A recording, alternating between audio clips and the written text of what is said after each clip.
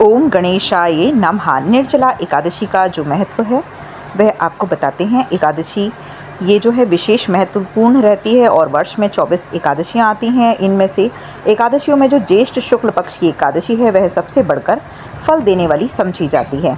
इसका फल माना जाता है कि वर्ष भर की एकादशियों के बराबर होता है और जब भी आप इसका व्रत रखें तो इसकी व्रत कथा अवश्य ही सुन लें। निर्जला एकादशी की व्रत कथा।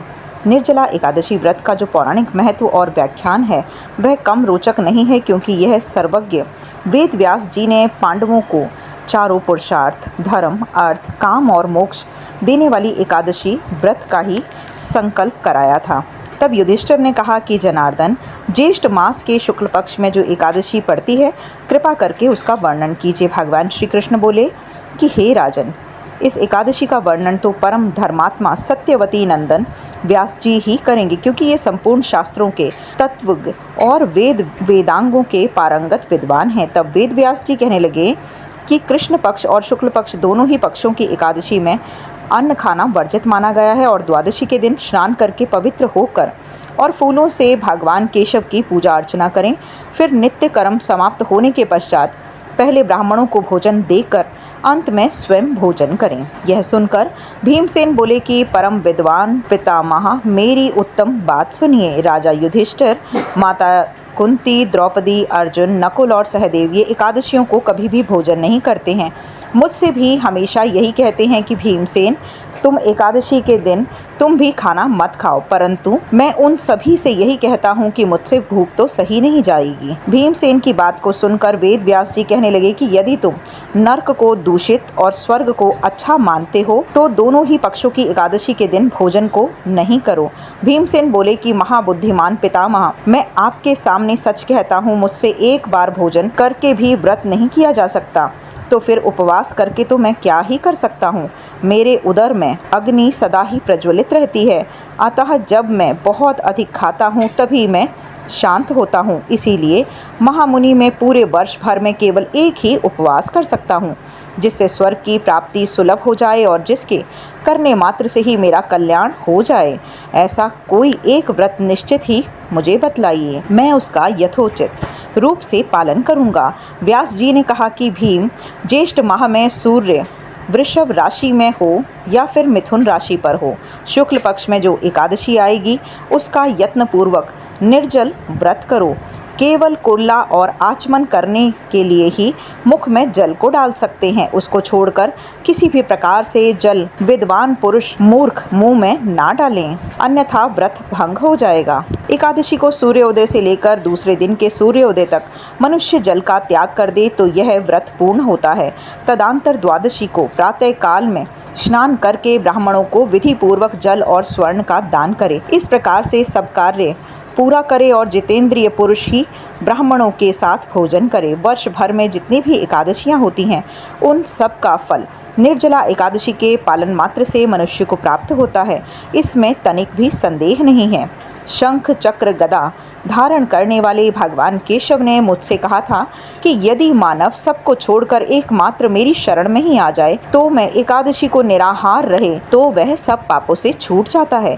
एकादशी व्रत को करने वाले पुरुष के पास विशाल काय, विकराल आकृति और काले रंग वाले दंडपाशधारी भयंकर यमदूत कभी नहीं आते।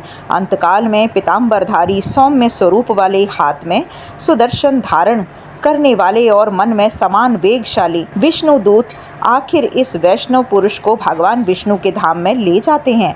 अतः निर्जला एकादशी को पूर्ण यत्न करके उपवास और श्री हरि का पूजन करो।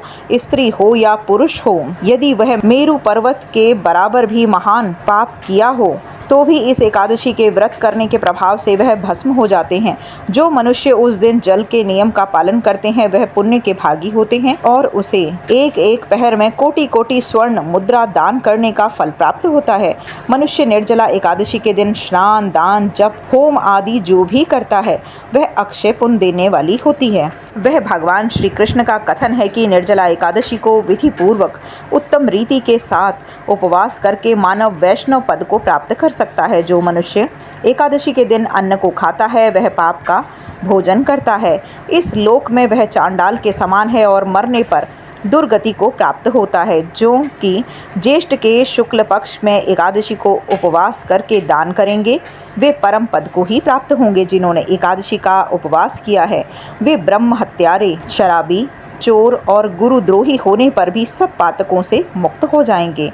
हे कुंती नंदन, निर्जला एकादशी के दिन श्रद्धालु स्त्री पुरुष के लिए जो भी विशेष दान और कर्तव्य विहित हैं उन्हें सुनो। उस दिन जल में शयन करने वाले भगवान विष्णु का पूजन और जलमयी धेनु का दान करना चाहिए अथवा प्रत्यक्ष धेनु का दान करना उचित है।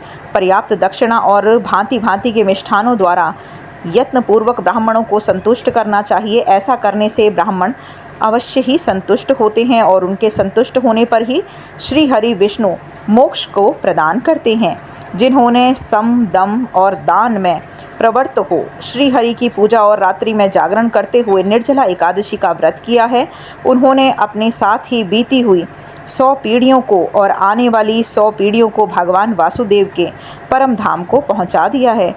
निर्जला एकादशी के दिन अन्न, वस्त्र, गौ, जल, शैया, सुंदर आसन, कमंडल और छाता दान देना चाहिए। जो श्रेष्ठ और सुपात्र ब्राह्मण को जूता दान करता है वह सोने के विमान में बैठकर स्वर्ग लोक में प्रतिष्ठित होता है।